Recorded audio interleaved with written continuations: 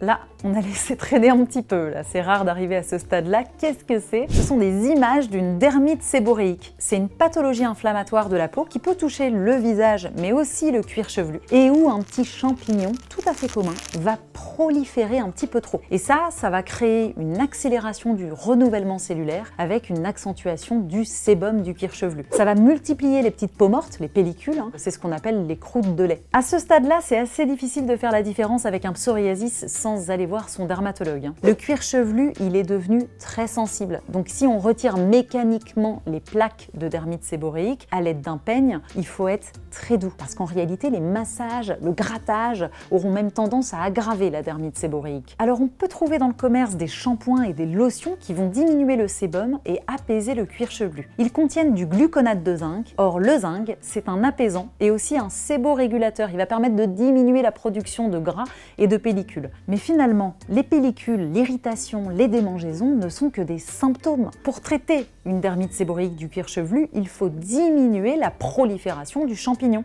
à l'aide d'un shampoing traitant, d'un médicament qui contient un antifongique, un anti-champignon. Et surtout, sachez que la qualité de vie a un rôle majeur dans la maîtrise des poussées de dermite séboréique. Prendre soin de son sommeil, de son alimentation, de la gestion du stress, c'est des facteurs clés pour un bon rétablissement.